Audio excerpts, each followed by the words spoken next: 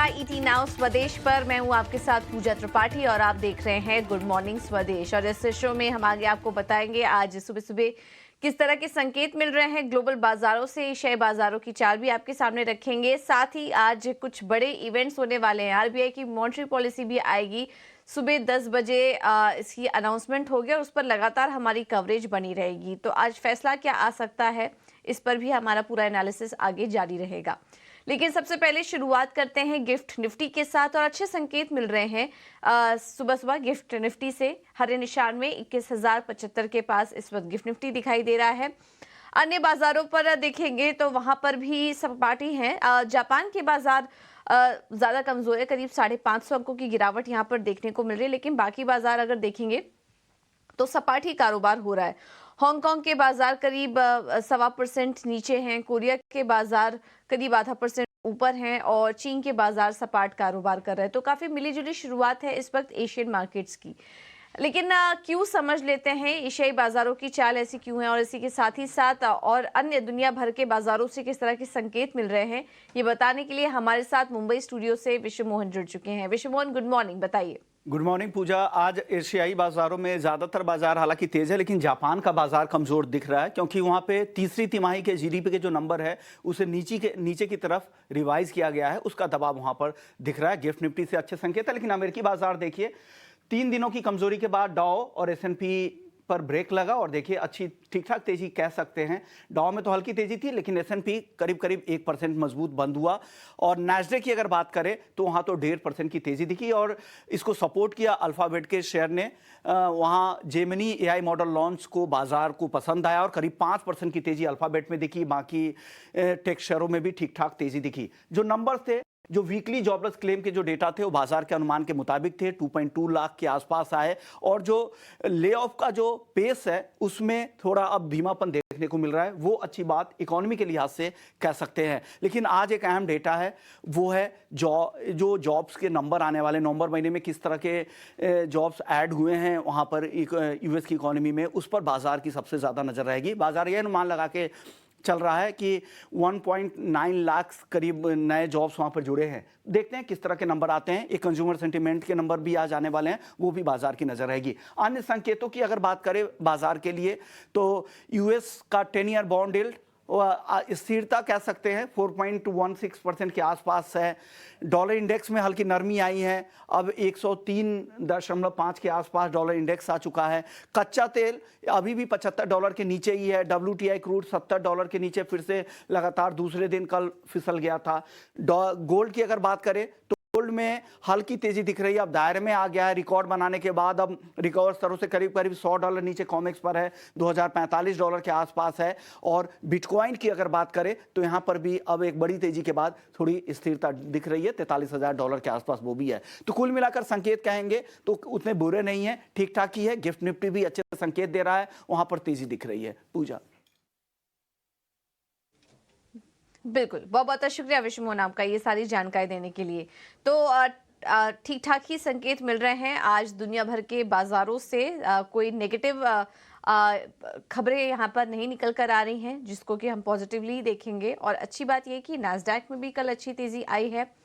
Dow Jones और S&P में लगातार 3 दिनों की जो गिरावट थी उस पर ब्रेक लगा है। बॉन्ड यील्ड्स 4.1% के आसपास अभी भी स्टेबल है। थोड़ी हल्की बढ़त जरूर आई थी, लेकिन स्थिर कहेंगे वहां की भी चाल को। तो उससे हम देख रहे हैं कि ग्लोबल मार्केट से तो फिलहाल अच्छे संकेत मिल रहे हैं और भारतीय बाजारों को सपोर्ट भी करेंगे। एंड ऑफ कोर्स कच्चे तेल की भी चाल है जिसमें कि नरमी अभी भी बरकरार है, $74 के आसपास कारोबार कर रहा है। तो ये भी एक फैक्टर्स है जो कि भारतीय बाजारों को सपोर्ट कर रहा है। एक बार एफआईआईज और डीआईएस के आंकड़े भी देख लेंगे, उसके बाद हम समझेंगे कि आज नजर कहां रखें। एफआईआईज और डीआईएस के आंकड़े अगर देखें तो कैश मार्केट में एफआईआईज की तरफ से बिकवाली हुई है 1564 करोड़ की। डीआईआईज भी बिकवाली करके गए 9 करोड़ के आसपास की बिकवाली। बहुत छोटा आंकड़ा है, बहुत बड़ा आंकड़ा नहीं है ये, लेकिन बिकवाली का नेट आंकड़ा यहाँ पर निकल कर आ रहा है। इंडेक्स फ्यूचर में 597 करोड़ की खरीदारी है। इंडेक्स ऑप्शन में एक बड़ी बिकवाली यहाँ पर देखने को मिल रही है। कल एक्सपायरी का भी दिन था, कुछ बड़े फंड एक्शन भी हुए, जिसके चलते हम देख रहे हैं कि करीब 93,000 करोड़ की बिकवाली का आंकड़ा नजर आ रहा है इंडेक्स ऑप्शन में। अब इन आंकड़ों को आज के लिए कैसे एनालिसिस करें, और हफ्ते का आखिरी कारोबारी सत्र है आज आरबीआई की पॉलिसी है, तो इन सबको देखते हुए निफ्टी और बैंक निफ्टी की चाल आज कैसी रह सकती है, ये समझ लेते हैं। पूरा एनालिसिस लेकर हमारे साथ डिम्पी कालरा जुड़ चुके हैं फोन लाइन पर। डिम्पी, गुड मॉर्निंग, बताइए। गुड मॉर्निंग पूजा। देखिए, कल भी हमने आपके सामने बात रखी थी कि मार्केट एक कंसोलिडेशन जोन में चला गया है। अब इसको साइडवेज होना पड़ेगा, साइडवेज से थोड़ा सा टिल्ट रहेगा पॉजिटिव का। तो आपने कल दिन भर में देखा कि निफ्टी सिर्फ 20-25 पॉइंट के दायरे में रह गया और बैंक निफ्टी तो मामूली से सिर्फ 6 पॉइंट बढ़कर ही बंद हुआ है।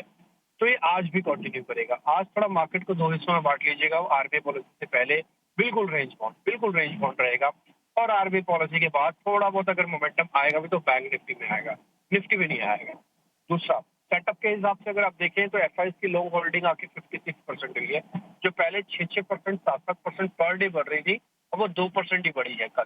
एक तो पहला ये पॉइंट है नोटिस करवाने वाला कि यहाँ पे थोड़ी कमी आ रही है। और ये मैंने आपको पहले भी बताया था कि 50 के ऊपर एफआईज बहुत एग्रेसिवली इंडिया के अंदर अब नहीं आएंगे। दूसरा पॉइंट, अगर आप कल अभी एफआईज के नंबर्स पढ़ रहे थे तो आपने देखा होगा इसमें इंडेक्स ऑप्शंस के आंकड़ों में बहुत मेजर सेलिंग हुई हुई है। और इनफैक्ट अगर एक सेगमेंट को छोड़ दे जाए, जिसको हम स्टॉक फ्यूचर्स कहते हैं, तो आप ज्यादातर हिस्सों में देखोगे बिकवाली ही होते हुए आपको दिख रही होगी। इसका मतलब यह है कि मार्केट के अंदर ऊपरी लेवल पे थोड़ा अनवाइंडिंग का, थोड़ा प्रॉफिट बुकिंग का है, और सभी लोग एक डिप की वेट कर रहे हैं। तो आपको भी करना चाहिए डिप का वेट। मैं 2 लेवल पे आपको बता देता हूँ। निफ्टी के लिए इंपॉर्टेंट है 20,700, वेरी इंपॉर्टेंट 20,500। थोड़ा पोजिशनली आप स्टॉप लॉस रखना रख सकते हैं, कभी डिप आए आप उसको प्लस कीजिए। बैंक निफ्टी के लिए 46,500 टूट जाएगा तो 46,000 का बेस है, तो इन दोनों पे आपको कभी भी कोई डिप मिले तो आप प्लस कर सकते हैं। ऊपर जाते समय 47,200 बैंक निफ्टी का रेजिस्टेंस है, और 21,000 के आसपास का आपका निफ्टी का रेजिस्टेंस है। तो कुल मिला के इस रेंज में ट्रेड कीजिए, डिप की वेट कीजिए, डिप आएगा प्लस कीजिएगा। ऑप्शन ट्रेडर्स राइटर्स दूर रहे, अभी मार्केट रेंज में जा रहा है, इसलिए ऑप्शन से बेनिफिट नहीं मिलेगा। स्पेसिफिक व्यू रखिए, आपको ज्यादा बेनिफिट होगा। ओके, तो स्टॉक स्पेसिफिक रणनीति अपना के चलिए। बाजार फिलहाल रेंज बाउंड में रहेगा। और एक चीज़ और है, आज पॉलिसी भी है, तो पॉलिसी के पहले के जो बाजार रहेगा वो स्थिर रहेगा। पॉलिसी में किस तरह के कमेंट्स आते हैं उस पर नजर रहेगी, फिर आगे बाजार की चाल उसके बाद तय होगी। तो यह है सलाह निफ्टी पर, बैंक निफ्टी पर सपोर्ट और रेजिस्टेंस लेवल आपके स्क्रीन पर। लेकिन ऐसे में ट्रेड कहाँ करें ये समझ लेते हैं। हमारे साथ केआर चौकसी सिक्योरिटी से हेमन कपाड़िया जुड़ चुके हैं। हेमन, गुड मॉर्निंग, बताइए आज ट्रेड कहाँ पर लेने की सलाह देंगे? Very good morning to you Pooja. पहला जो ट्रेड का कॉल रहेगा, once again Nifty bank Nifty में कुछ क्लैरिटी नहीं है, रेंज बाउंड है, तो उसमें ट्रेड नहीं रहेगा। इंडिविजुअल स्टॉक्स की बात करें तो एम्फोसिस इंटरेस्टिंग लग रहा है। मैकेनिकल इंडिकेटर सब बाय कॉल, सब क्रॉसओवर बाय में है। 55 डे एक्सपोनेंशियल मूविंग एवरेज पे ट्रेड कर रहा है। हायर टॉप्स हायर बॉटम है, लास्ट 24 ट्रेडिंग सेशन का हाई कायम किया है। सब कुछ बता रहा है कि ये शॉर्ट टर्म में अपसाइड एक्सपेक्ट कर सकते हैं एम्फोसिस में। तो 2395 की एंट्री रहेगी, 2380 का स्टॉप लॉस रहेगा, और 2425 का टारगेट रहेगा एम्फोसिस के लिए।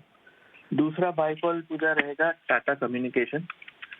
सेटअप काफी पॉजिटिव है, वन सेकेंड सब कुछ बाय में हुआ है, आज चलने के मूड में है। 1705 की एंट्री, 1695 का स्टॉप लॉस और 1725 का target Tata communication.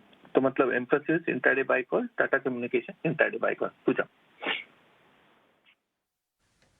Okay, thank you Heman आपका ये रणनीति सुझाने के लिए। तो डिम्पी का भी यही कहना था, और हेमन जी की भी राय यही आई है कि इंडेक्स को फिलहाल अवॉइड करिए, काफ़ी रेंज में है, क्लैरिटी नहीं मिल रही है कि किस तरफ ये डायरेक्शन जाएगा, और क्योंकि आज पॉलिसी भी है तो उस पर भी हमारी नज़र रहेगी। तो फिलहाल इंडेक्स में तो ट्रेड करने की सलाह नहीं है। स्टॉक स्पेसिफिक राय, दोनों ही इंट्राडे कॉल्स, एम्फेसिस और टाटा कम्युनिकेशन, इस पर नजर रखिए। एम्फेसिस में 2425 के टारगेट के लिए और टाटा कम्युनिकेशन में 1725 के लक्ष्य के लिए आप तेजी करके चल सकते हैं। अब बात करते हैं खबरों वाले शेयर्स की। मुंबई स्टूडियो से शरद हमारे साथ जुड़ चुके हैं पूरा अपडेट लेकर। शरद, गुड मॉर्निंग, बताइए आज कौन कौन सी खबरें हैं, कौन कौन से स्टॉक्स पर नजर होगी? गुड मॉर्निंग पूजा। तो यहाँ पे लाइकली ब्लॉक डील्स और ये जो इश्यूज हो रहे हैं एग्जिट्स, ये ज़्यादा फोकस में रहने वाला। आज दो अहम ब्लॉक डील हो सकते हैं। सबसे पहला जोमेटो, यहाँ पे सॉफ्ट बैंक जो है लगभग 1% से ज़्यादा की स्टेक की बिकवाली कर सकता है, जिसका वैल्यू 1125 करोड़ रुपीज़ का है। प्राइस लगभग 121 रुपये प्रति शेयर का है। मोस्टली कह सकते हैं कि कंप्लीट एग्जिट कर रही होगी सॉफ्ट बैंक, क्योंकि उन्होंने हाल ही में 1% स्टेक की बिकवाली की थी अक्टूबर के महीने में, और सितंबर उनका जो शेयर होल्डिंग पैटर्न था वो लगभग 2% के ऊपर था। 5 स्टार बिजनेस इसका दूसरा ब्लॉक डील आज हो सकता है। यहाँ पे मैट्रिक्स पार्टनर्स, टीपीजी एशिया और पीक 15 ये प्राइवेट इक्विटी प्लेयर्स हैं। ये लगभग 9% स्टेक की बिकवाली कर सकते हैं, जिसका वैल्यू 1876 करोड़ का है, और जो फ्लोर प्राइस रखा गया 730 रुपये प्रति शेयर पर रखा गया, यानी कि 3% डिस्काउंट लेवल्स पे। तीसरा स्टॉक आपके फोकस में होना चाहिए टीटागढ़ रेल सिस्टम्स। 700 करोड़ का QIP इशू खुल चुका है, और इंपॉर्टेंटली जो फ्लोर प्राइस है वो 976 रुपीज़ पर शेयर का है। इरकॉन OFS आज रिटेल पार्टिसिपेंट्स के लिए खुलेगा, और ऑलरेडी जो पहले दिन के सब्सक्रिप्शन आंकड़े स्ट्रॉन्ग आए थे, लगभग 5 गुना जो है सब्सक्रिप्शन देखने मिली थी, और फ्लोर प्राइस याद रखिए 154 रुपीज़ का है। नोट कर लीजिए 4% डिस्काउंट पे अभी चल रहा है। और कुछ इंपॉर्टेंट मैनेजमेंट मीट्स भी हुए थे, तो यहाँ पे सबसे पहले कंटेनर कॉर्प फोकस में रहेगा। यहाँ पे डैम कैपिटल के साथ उनका मैनेजमेंट मीट था, और उन्होंने कहा है कि जो डेडिकेटेड फ्रेट कॉरिडोर होती है उसके कारण जो एक्सिम वॉल्यूम्स है उसमें बढ़ोतरी और डबल डिजिट ग्रोथ देखने मिल सकती है, और अगले 3 साल में वो 16 नए टर्मिनल्स लाने वाले हैं। तो एक पॉजिटिव कमेंट्री आ रही है इस मैनेजमेंट मीट में, तो स्टॉक में पॉजिटिव मूवमेंट देखने मिल सकता है। बजाज कंज्यूमर केयर के बारे में बात करें तो high single digit growth expect करें अक्टूबर और नवंबर के महीने में, लेकिन दिवाली के बाद डिमांड में ज़रूर थोड़ी ड्रॉप आई है, और 3 से लेकर 5% तक वैल्यू एडेड प्रोडक्ट्स में जो है उन्होंने दाम बढ़ाया है। IIFL सिक्योरिटीज़ एक पॉजिटिव न्यूज़ फ्लो है। सैट ने जो है सेबी की जो ऑर्डर दी गई थी जहां पे उन्हें बैन किया गया था कि नए क्लाइंट्स वो नहीं लाएं 2 साल के लिए स्टॉक ब्रोकर के लिए, तो उस ऑर्डर को सेट असाइड कर दिया, यानी कि IIFL सिक्योरिटीज़ को एक पॉजिटिव सेंटिमेंट देखने मिल सकता है। आरबीआई इंफ्रा के भी टोल रेवेन्यू में भी स्ट्रेंथ देखने मिला, लगभग 19% का ग्रोथ नवंबर के महीने में आया है। और आखिर में ट्यूब इन्वेस्टमेंट्स का मैं बात करूंगा, जहां पे मोतीलाल ओसवाल म्यूचुअल फंड ने जो है लगभग 10 लाख शेयर्स यानी कि 0.52% स्टेक की एक्विजिशन की है। तो deal specific QIPs, block deals और बड़े बड़े जो पी प्लेयर्स हो रहे हैं वो अब एग्जिट कर रहे हैं। पिछले हफ्ते देखा वाबक पिंकस ने जो है 3 बड़े एग्जिट्स लिए हैं, और ये जो है चाल चलन है, क्योंकि बाजार ऊपर लेवल पे है तो हमें और एग्जिट्स देखने मिल सकते हैं, और डील्स और QIPs भी आ सकती हैं। तो यहाँ पे आज जो है इस ट्रेड पे ज़रूर आप फोकस रखिएगा। एंड ऑफ कोर्स सबसे इंपॉर्टेंट चीज़ है RBI MPC का मीट, जिसके कारण जो एक्सपेक्टेड है कि ब्याज दर जो स्टेटस को रहेंगे, अनचेंज रहेंगे, लेकिन जो रियलिटी स्टॉक्स हैं, बैंकिंग स्टॉक्स हैं, हाउसिंग फाइनेंस स्टॉक्स हैं, इनको अपने रडार में ज़रूर रखिएगा। बिल्कुल, तो रेट सेंसिटिव स्टॉक्स पर आज नजर रहेगी, और जैसा कि शरद अभी हाईलाइट भी कर रहे थे कि इस बीच हम बड़े ब्लॉक डील्स देख रहे हैं, बड़े पी इन्वेस्टमेंट की तरफ से डील्स देख रहे हैं जो कि एग्जिट हो रहे हैं बाजार की इस तेजी में। आगे इस तरह के ट्रांजैक्शन और देख सकते हैं, और उसका असर भी स्टॉक पर रहेगा। तो ये जो डील्स हो रही हैं, फंड एक्शन हो रहे हैं, इस पर आप जरूर नजर रखिए। पूरा अपडेट हम आपके लिए रोज लेकर भी आते हैं। चलिए बात करते हैं कमोडिटी मार्केट की। हमारे साथ इस वक्त फोन लाइन पर कोटक सिक्योरिटीज के रविंद्र राव जुड़ चुके हैं। Ravindra ji, thank you so much easy now Swadesh को समय देने के लिए। बताइए आज कहाँ मौके देख रहे हैं आप कमोडिटी मार्केट में? गुड मॉर्निंग पूजा। मेरे हिसाब से आज 3 कमोडिटी जो मुझे लग रही है जिसमें प्राइस में थोड़ी सी बढ़त आ सकती है। एक तो सिल्वर है, जिसमें हमने काफी सेलिंग देखी है पिछले दिनों में, बट पॉसिबिलिटी है कि थोड़ा सा एक बाउंस बैक आ सकता है, इसलिए हमने सिल्वर में एक बाई का एडवाइस किया है। हमें लगता है कि एक बार 74,900 तक सिल्वर आ सकता है। स्टॉप लॉस इसमें आप 73,800 तक मेंटेन कर सकते हैं। दूसरा जो कमोडिटी नेचुरल गैस है, नेचुरल गैस में कल इन्वेंट्री थोड़ा सपोर्टिव आया था और प्राइसेस काफी ओवरसोल्ड जोन में है, तो पॉसिबिलिटी है कि नेचुरल गैस में एक बार 220 से लेके 221 तक के प्राइसेस हमें दिख सकते हैं। स्टॉप लॉस इसमें हम अराउंड 208.50 के आसपास मेंटेन कर सकते हैं। और तीसरा कमोडिटी कॉपर रहेगा, क्योंकि कॉपर में भी कल चाइना का एक्सपोर्ट डेटा थोड़ा सा पॉजिटिव आया था, जो कि थोड़ा सपोर्टिव है। पॉसिबिलिटी है कि कॉपर में एक बार 218 से 219 तक के लेवल 718 से 719 तक के लेवल दिख सकते हैं। कॉपर में अराउंड 710.50 710.75 के आसपास स्टॉप लॉस मेंटेन कर सकते हैं, और 718 तक के टारगेट ले सकते हैं। तो ये 3 पिक पॉसिबिलिटी है आज। शाम में नॉन फार्म पेरोल डेटा है यूएस से, थोड़ा वोलेटाइल रहेगा मार्केट, और ये जो व्यूज है ये डेटा तक पॉसिबिलिटी है, उसके बाद हो सकता है कि थोड़ा सा मार्केट वोलेटाइल। ठीक है, इंट्राडे के लिहाज से इन लेवल्स पर नजर रखिए। शाम को नॉन फार्म पेरोल के डेटा भी आएंगे यूएस में, तो उसके बाद स्थिति कुछ बदल सकती है। लेकिन फिलहाल सिल्वर कॉपर में खरीदारी करके चलिए। नेचुरल गैस में भी तेजी करने की सलाह 220 के लक्ष्य के लिए। आगे बढ़ेंगे और फोकस करते हैं आज के बड़े इवेंट पर। आज आएगी आरबीआई की मॉनेटरी पॉलिसी। सुबह 10 बजे से ही अनाउंसमेंट शुरू हो जाएगा। कमेंट्री काफी इंपॉर्टेंट होगी देखना कि आज गवर्नर शक्तिकांत दास किस तरह की कमेंट्री करते हैं। लेकिन उम्मीदें क्या हैं और कहां फोकस रहेगा इस बार की पॉलिसी पर, ये बताने के लिए हमारे साथ अंकुर मिश्रा जुड़ चुके हैं। अंकुर, बताइए।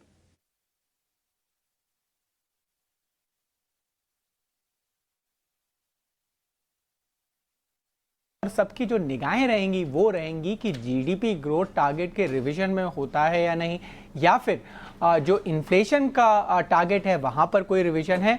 क्योंकि जो वाइड एंटिसिपेशन है वो यही है कि रेट और स्टांस में बदलाव होने की उम्मीद बहुत कम है। जिस तरीके के इकोनॉमी के हालात हैं, जिस तरीके से ग्लोबल इकोनॉमी में भारत की परफॉर्मेंस रही है, वो सारे पैरामीटर्स को देखते हुए कई सारे इकोनॉमिस्ट का यही मानना है कि इस बार रेट और स्टांस में परिवर्तन होने के चांसेस बहुत कम है। हालांकि जीडीपी ग्रोथ के आंकड़े आपको याद होंगे, Q2 में 7.2% आए थे, जो कि रिजर्व बैंक ऑफ इंडिया के ओवरऑल टारगेट है 6.5%, उससे काफ़ी बेहतर थे। तो जो कयास हैं वो यही लगाए जा रहे हैं कि जीडीपी ग्रोथ में रिवीजन हो सकता है। साथ ही साथ इन्फ्लेशन का जो टारगेट है उस पर भी नजर रहेगी, क्या वहाँ पे भी कोई परिवर्तन होता है या नहीं, क्योंकि अक्टूबर महीने के जो आंकड़े थे वो 4.87% थे। और हालांकि एक चीज़ को ध्यान में यहाँ पे ये रखना चाहिए कि रिजर्व बैंक ऑफ इंडिया के गवर्नर ने बार बार दोहराया है कि इन्फ्लेशन के अगेंस्ट जो वॉर है वो जारी रहेगा जब तक अलाइनमेंट नहीं हो जाता है 4% टारगेट के आसपास। तो देखने वाली बात होगी किस तरीके की कमेंट्री रहती है reserve bank of India governor की सीपीआई पर, वेजिटेबल प्राइसेस पे, और साथ ही साथ जो अनसिक्योर्ड लोन पोर्शन पर रिजर्व बैंक ऑफ इंडिया का डायरेक्शन आया है उसके बाद कैसी कमेंट्री है, क्या कोई और नया डायरेक्शन आता है लेंडर्स के लिए। क्योंकि पिछली बार एक वार्निंग ज़रूर मिली थी लेंडर्स को कि आप अनसिक्योर्ड पोर्टफोलियो को ज़रा देखिए, और थोड़े दिनों पहले रिजर्व बैंक ऑफ इंडिया ने एक डायरेक्शन दिया था। जनरली जो ये पॉलिसी अनाउंसमेंट्स होते हैं उसके बाद आरबीआई की तरफ से कुछ और डायरेक्शंस आते हैं लेंडर्स के लिए और जो फ्रेटर्निटी है फाइनेंशियल इंस्टीट्यूशन के वहाँ के लिए। तो देखना होगा कि इस बार रिजर्व बैंक ऑफ इंडिया क्या अनाउंसमेंट करता है। थैंक यू अंकुर आपका ये सब अपडेट के लिए। चलिए अब आगे बढ़ेंगे, अब बात करते हैं ब्रोकरेज रिपोर्ट की। वामाक्षी हमारे साथ जुड़ चुकी हैं पूरा अपडेट लेकर। वामाक्षी, गुड मॉर्निंग, बताइए। जी बिल्कुल, शुरुआत करेंगे हम ऑर्किड फार्मा के साथ। देख रहे हैं कि इन्वेस्टेक की तरफ से रिपोर्ट आ रही है। इनका कहना है कि अगले 3 साल में मजबूत ग्रोथ दिखाई दे सकती है कंपनी में, और नई मैनेजमेंट टर्न अराउंड स्ट्रैटेजी को काफ़ी अच्छी तरीके से एग्जीक्यूट कर रहे हैं, जिसके चलते उन्होंने खरीदारी की राय के साथ कवरेज शुरू की है टारगेट प्राइस 800 रुपये के साथ। इसके अलावा हमारी नज़र होगी रीट्स पर। कल ही हमने देखा था कि SEZ के अमेंडमेंट रूल्स अनाउंस हुए थे, floor by floor D notification अब अनाउंस हुए हैं, और इसी के चलते SEZ एरिया फास्टर लीज हो पाएंगे। इस ओवरऑल ब्रुकफील्ड एम्बेसी के लिए एक पॉजिटिव न्यूज़ फ्लो है, और इसी के चलते मॉर्गन स्टैनली ने अपनी ओवरवेट की राय को बरकरार रखा है इन दोनों काउंटर्स पर। आखिर में हम फोकस करेंगे लाइफ इंश्योरेंस कंपनीज पर। लाइफ इंश्योरेंस डेटा आया था और नवंबर के जो आंकड़े थे वो थोड़े से वीक नज़र आ रहे हैं, ऐसा मॉर्गन स्टैनली का कहना है। JP मॉर्गन कह रहे हैं कि SBI लाइफ के जो ग्रुप EPE था वो वीक था। HDFC लाइफ में मजबूत मंथ ऑन मंथ मोमेंटम जरूर नजर आया, हालांकि वीक नंबर्स थे ICICI प्रूडेंशियल लाइफ और LIC की तरफ से। तो लार्जली इसी के चलते इंश्योरेंस भी हमारे रेडार पर रहेंगे। ओके, थैंक यू वामाक्षी आपका ये सारी जानकारी देने के लिए। चलिए फिलहाल इस बुलेटिन में इतना ही।